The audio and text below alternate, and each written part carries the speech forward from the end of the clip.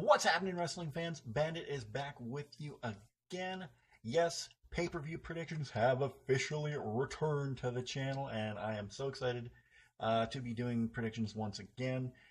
Took a bit of a break off after WrestleMania there. Just things kind of happened with YouTube, and YouTube not liking wrestling, and so I just kind of dropped the wrestling bit for a little while. But I'm gonna be bringing it back gradually, and then we'll see what happens from there. So best way to kick things off is the final pay-per-view stop on the road to WrestleMania, that being Fastlane. It is a SmackDown exclusive pay-per-view, excuse me, and it is going to be the final brand exclusive pay-per-view, because after WrestleMania at Backlash, it is going to be dual branded pay-per-views from here on out. That is going to save a lot of time and a lot of burnout, honestly, if you ask me, because just last year alone, you had WrestleMania. That was 2 weeks later, Raw pay-per-view. 2 weeks later, SmackDown pay-per-view. Then it was boom, boom, boom, boom, boom, boom, boom, boom. And it was just getting to be too much, honestly. So now that everything is going to be dual branded pay-per-views from here on out, you're going to see less pay-per-views, and I think they're back to one pay-per-view a month, which is fine by me, because that was getting to be too much. I like wrestling, and if I'm saying that's too much, it's too much. But let's talk about Fastlane. It looks to be an okay card leading into WrestleMania. We'll get into all the matches here, starting off with kind of a throwaway women's tag team match. This one was just made this Tuesday, as Becky Lynch and Naomi take on Natalya and Carmella. Yes. So like I said, this match was just made this past Tuesday on SmackDown Live, and I think it's kind of a throwaway match. If it's not on the pre-show, then I don't know what will be. But really, I love Becky Lynch. I think she's one of the best, and they're really not doing anything with her. Like, you have this whole influx of new talent coming in, and Becky's just been kind of pushed off to the side, which is really unfortunate. I think Naomi, I have a friend who says, Naomi's not much of a dancer, not much of a wrestler. I think Naomi's improved leaps and bounds, honestly.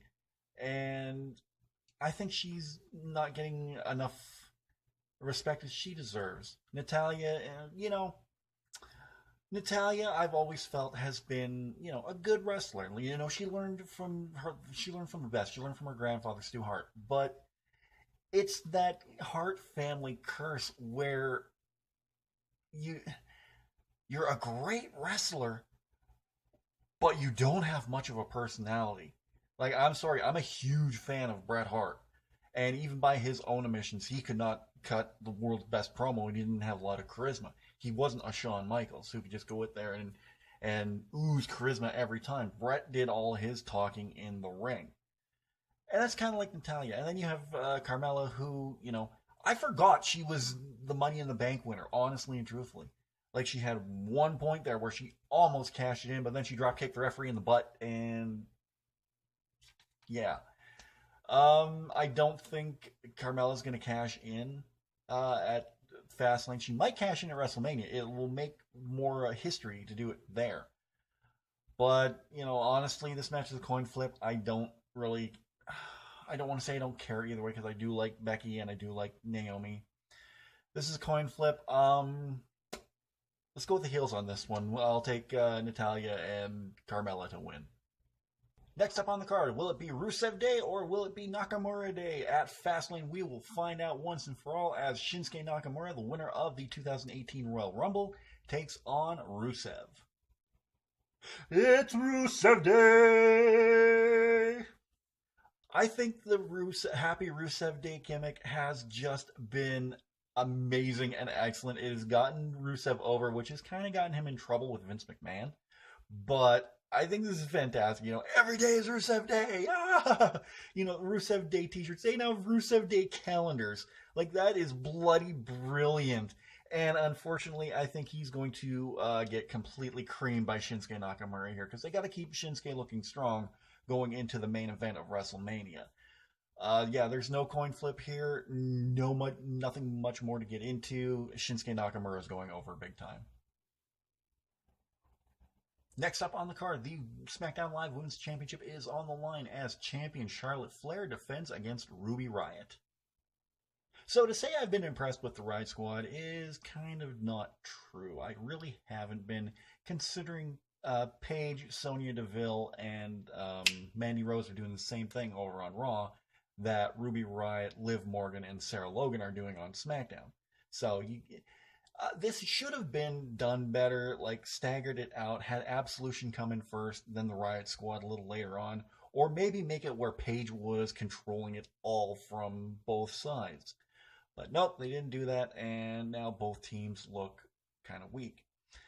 Because you can really see, like over on Raw, Mandy Rose, you can really see her weakness in the ring, and Sonya Deville needs a little more time. Where it's pretty much the same thing on the other side. Sarah Logan's good, but don't give her a microphone. Can't understand a word she's saying. And Liv Morgan, I think, needed a little more time in NXT before she came. Well, I think everybody needed a little more time in NXT before they came up. But Ruby Riott, okay, I'll admit I like Ruby Riott. She has a great look, and she's pretty decent in the ring. But she's going up against Charlotte Flair. Like, that should be all you need to know, especially if they're going towards a Charlotte versus Asuka match at WrestleMania. So, yeah, don't expect Ruby Riott to win the championship. Charlotte is going to retain. And next up on the card, the Tag Team Championships are on the line as SmackDown Live Tag Team Champions, the Usos, take on the New Day. Yet again. Okay, the New Day and the Usos have put on matches of the year, last year in 2017. But are there no other tag teams for the Usos to face? Like, come on, let's put Benjamin and Gable in there. Let's put Rusev and Aiden English in there. Let's put the Bludgeon Brothers in there. Oh my God, I'm absolutely loving the Bludgeon Brothers right now. They just get in the ring, don't give a crap, and beat the bejesus out of their opponents. And there was one moment on SmackDown Live when the Bludgeon Brothers were taking on a couple jobbers. They went to do the atomic drop powerbomb, and Luke Harper went to powerbomb the guy, and he just let out this blood-curdling scream, and it was the greatest thing ever. And you're going back to something we're tired of. Like, how in the hell does this make any sense? Like, yeah, we know that the Usos and the New Day can go and have great matches, but we've seen it before. What new thing are you going to give us? You're not going to give us anything new in this match. It's something we've seen before, and I don't want to see it. And, everybody's going around, past few predictions I've seen, it's like, oh, New Day's going to win the tag team titles. New Day's going to win. No! The Usos are on the roll of a lifetime right now, so the Usos are going to retain the titles, and I'm not going to care. Like, honestly and truthfully. I am not going to care because I've seen this match already, and they've had better matches. So let's get some new teams. Let's get, Undisputed Era up on here. Let's get Authors of Pain in on this. Like, come on. You need new tag teams. The tag team division is stagnating. I'm going to stop now before I start swearing because this is really legitimately making me mad. So I'm taking the Usos to retain. Next up on the card, the United States Championship is on the line as U.S. Champion Bobby Roode takes on the Apex Predator Randy Orton. So what looked like what was going to be a match between Bobby Roode versus Jinder Mahal became Bobby Roode versus Randy Orton. Is anyone else confused by this? Like, I'm not. The booking in the WWE thus far, especially for SmackDown, has been really poor.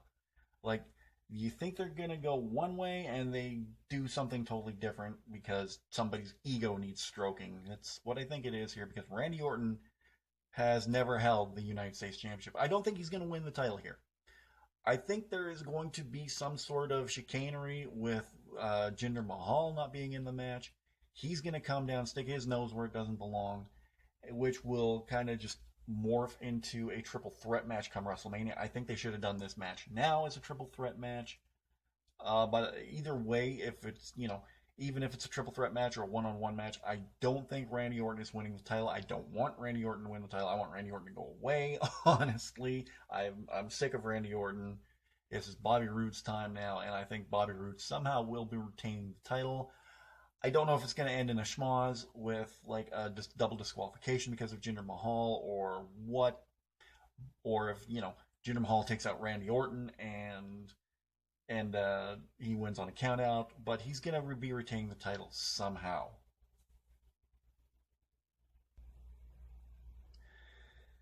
And that leads us into our main event match. It is a six-pack challenge for the WWE Championship as champion AJ Styles defends against Kevin Owens, Sami Zayn, Baron Corbin, Dolph Ziggler, and John Cena. I love gimmicks where the hero looks to be a big whiny baby because he's not getting what he wants. And this is exactly what it looks like with John Cena. He's being a big whiny jerk about this.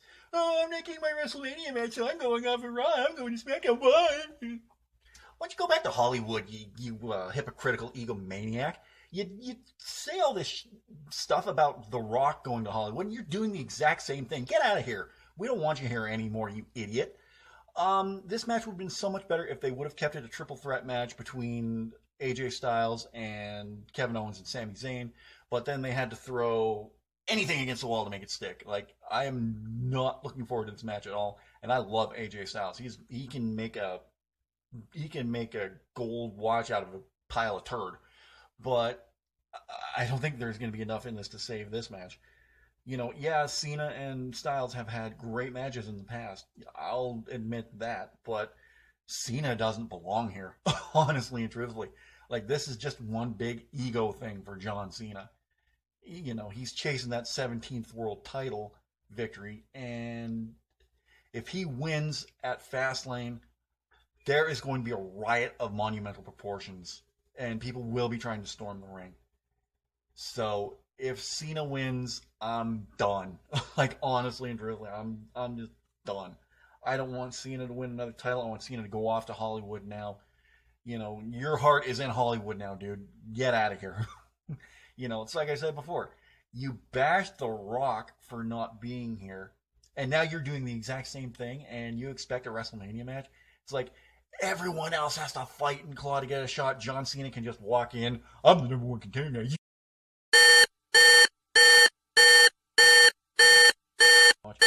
This whole event is just going to make me... But, I really want to see Nakamura versus AJ Styles at WrestleMania. So I'm going to go with my heart, and I'm going to go with AJ Styles to retain the title. He's going to overcome the odds, and I hope he pins Cena. Like, there are rumblings about something happening with The Undertaker. I don't want to see that either. But I think John Cena's going to pin The Undertaker? What? No. No. I think AJ Styles is going to pin John Cena. I would love to see that. I would laugh my rear end off if that happened. So we'll have to wait and see what happens. But AJ Styles is retaining. He has to retain. He has to retain anybody but Cena. Like, really, honestly and truthfully. But I got to go with AJ Styles on this one. So there you go. There were my passionate predictions for Fastlane this Sunday, live on the WWE Network. I really hope I enjoyed, but something tells me I won't. But I guess we'll have to wait and see. Anyway, Irish Bandit Revolution returns this Tuesday. Yes, we're coming up on the 10th season, and I can't wait. It's going to be a live episode, which is great because I'm going to a friend's place to watch Fastlane this weekend, and Sundays are normally reserved for me filming a new episode. So that's going to work out great. Since it's going to be live, I don't have to do anything on Sunday, which is fantastic. So... Anyway, let me know in the comments section down below what your predictions for Fastlane are. If you like this video, don't forget to give it a big thumbs up. I'd really appreciate that. Don't forget to share anywhere you can on any wrestling forum if you want to see this crazy Canadian guy go absolutely mental over wrestling. Down in the description below, you're going to see a link to my Redbubble shop. You can pick up a whole lot of merchandise there. You can pick up t-shirts, you can pick up coffee mugs, you can pick up travel mugs, of course stickers, you can pick up phone cases for Apple products, for Samsung products, anything your heart desires, you can pick it up there. If you're new to the channel, don't forget to subscribe, and if you're already subscribed, don't forget to tap that notification bell. YouTube has been really funky lately with things not popping up in people's sub boxes and with notifications coming like an hour later after somebody posts something. So just keep your eye on the site and you'll definitely see something pop up. Okay, aside from Irish Bandit Revolution this Tuesday, I will be back next Friday with another installment of High Five, where I'm going to be talking about 5 WrestleMania matches I don't want to see. Last week I talked about 5 matches that I would love to see, and so we're going to talk about the matches I don't want to see, and yeah, John Cena and The Undertaker's on there. I'll just say that much. So thank you for joining me for these predictions, and I'll be back with more predictions very, very soon. WrestleMania is just around the corner. You know I got to put some predictions on that. So anyway, I will talk to you guys again very, very soon, and take care.